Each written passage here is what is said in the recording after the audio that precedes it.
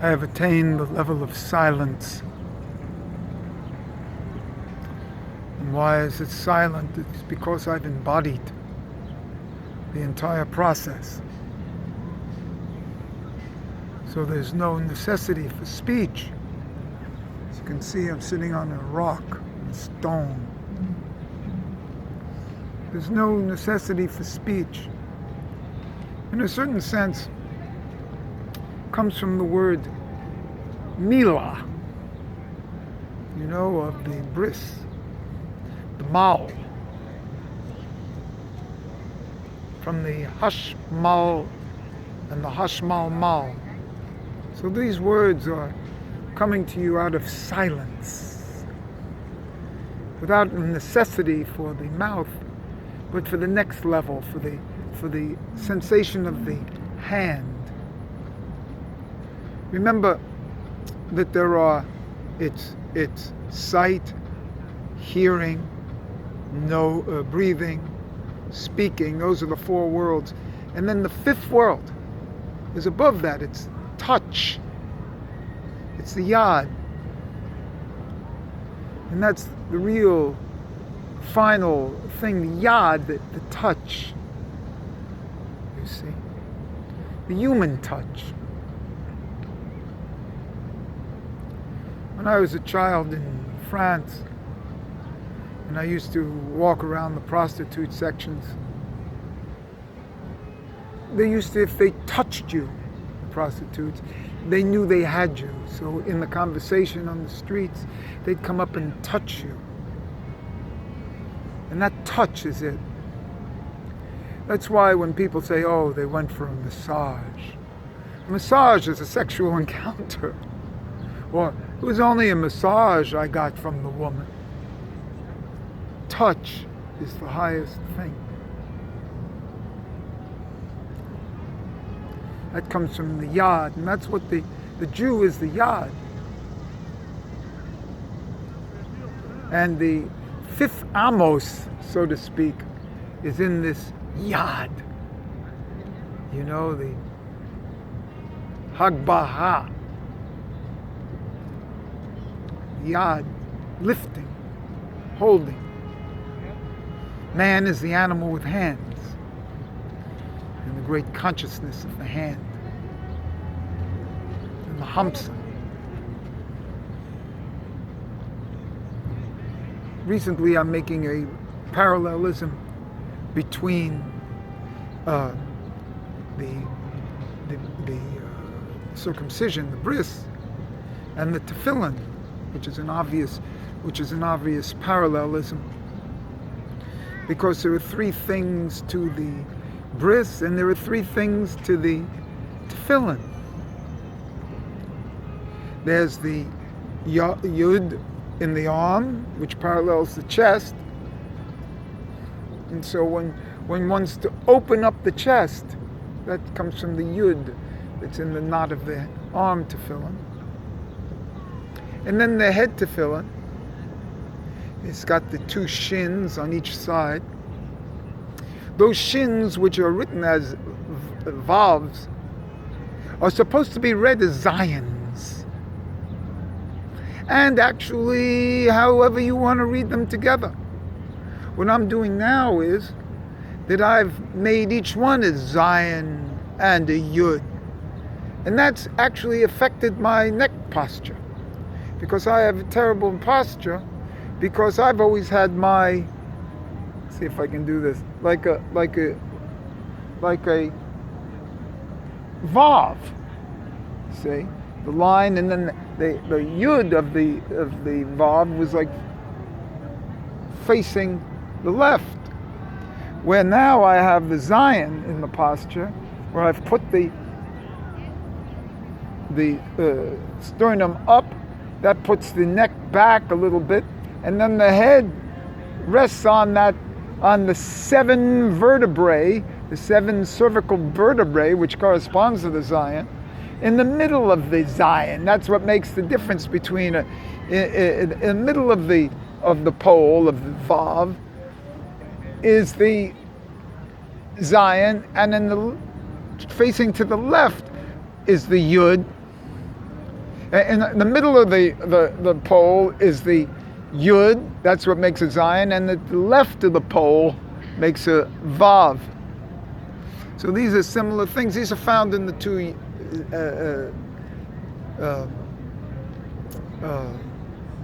Shin, according to the Ben Ish Hai, that you're supposed to Yistakel, you're supposed to see them as Zions, not as Vavs. If you see them as Zions, then 7 times 7 is 49, and those are the 49 days between Pesach and Shavuos. And then what would happen if I held the Aleph in front of my eyes? That would be the 50th gate. But now wait till you hear this. I've made a Yud on top, the Vav in the middle, and then the Dalet in the bottom. But now wait till you hear this. I have these 3 fingers here. Instead of a Yud, they make a Shin. So the Yud, the 3 Vavs make a Shin. So what I really am holding in front of me is Shaddai. The Aleph makes Shaddai, which is the entire opus of the Tefillin itself. Because the Yud on the arm and the Shin on the head Tefillin and the Dalet in the back of the head make Shaddai. And there's a Shaddai, and those correspond to where the bris is to begin with. So the bris, obviously, which has to do with Shaddai, is on the writing of the thing and is on the Aleph in front. And here's one of my maklokas. I think the Dalet on the back of the head, which is considered the 3rd Tefillin, by the way, by Nachman of Breslov, that there are 3 Tefillin, not only the arm, the head, but the Dalet on the back of the head for the straps. And this Dalet is sometimes written as a Dalet, and then sometimes written as a double Dalet. Well, a single Dalet is obviously a Dalet, but a double Dalet is written as a final Mem. And so if you put the 2 together, you get Dalet and Mem. Final Mem, that spells Dam. That Dam, by the way, is the blood of in my opinion, Hevel. It cries from the dust. And is the also Hevel is represented in the Ayil, which is the horns. See, so we have Hevel in the back is the blood, and also the blood of the Metzitza Hadam, the 3rd thing in the bris. And not only that, then we have Hevel in the back, and then we have a Shin in the front, 2 Shin, which could be the horns, or the block itself is the horns of the Ayil that comes as a substitute for Yitzhak, after he's also bound, which is like by the arm tefillin. And Yitzhak was the first person that Avraham did the bris to. You see? Now it's a machlokus if Yitzhak had Perea or not. And here's the great secret. If you have Avraham, it's 248. And then Perea is 365. So Avraham is the positive commandments. Perea represents the negative commandments. And the 2 of them together makes 613, which is Torah.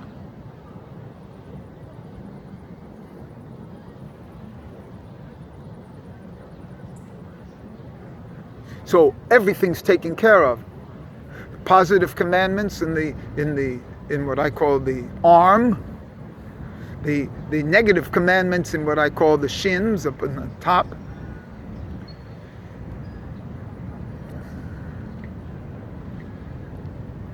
And then what I call the customs, the minhag, is the dam in the back.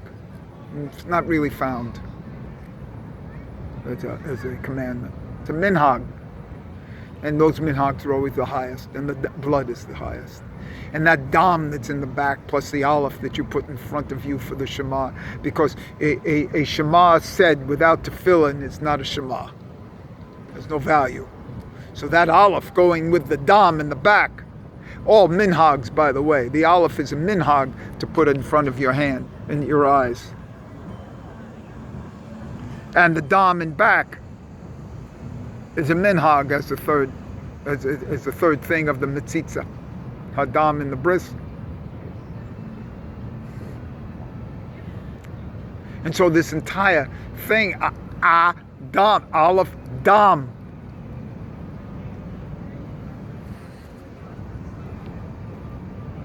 And that Shaddai, by the way, in the hand,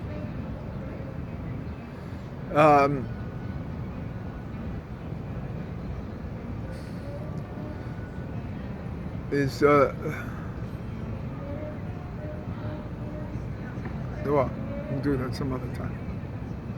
So the point is, all these things come together. They all come together with blood. You see.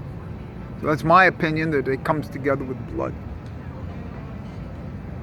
And once you embody this, then you don't need this video to remember it, because it's in your body. It's like a bris. You don't have to remember that you got cut. You look down there and you know that you're cut. It's on your thing. And this neshama enters into the body at the bris. It surrounds before, but it enters into the body at the bris on the 8th day. And this wonderful aspect of the two letters that make up that letter het, which is the infinite level, the Ein Sof level, are made up of a Vav and a Zion. A Vav and a Zion. A Vav on the right, Zion on the left, makes up a het. And these are the letters of the Shin, of the Vav up in the Shin. The Vav should be read as a het, a Zion. And that's that. And then what do? You take the het, and then you perform 3 operations on that het. You cut it, you peel it, and you suck it. Those are the 3 operations that turn the head into the hay, the infinite into the physical.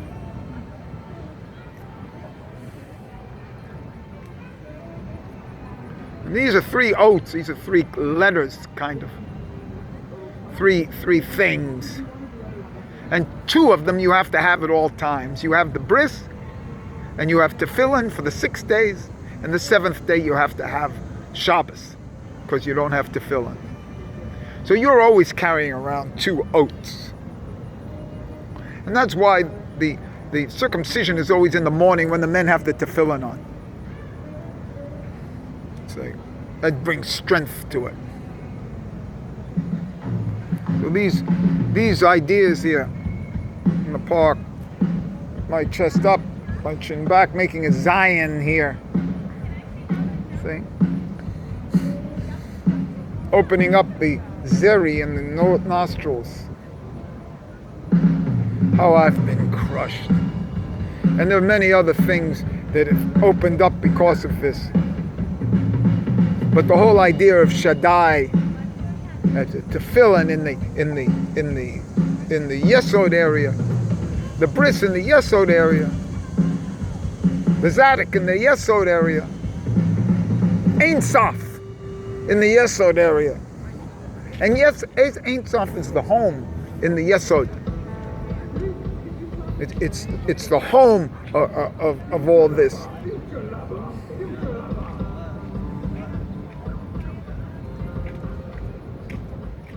And so the seven prongs of the shins correspond to the seven cervical vertebrae, and how you're supposed to hold your head on top of the spine. Light is supposed to float on top of the spine,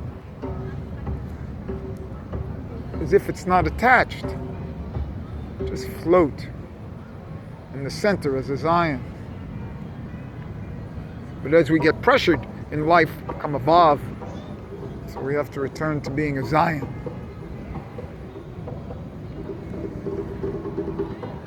So beautiful. So bodily simple.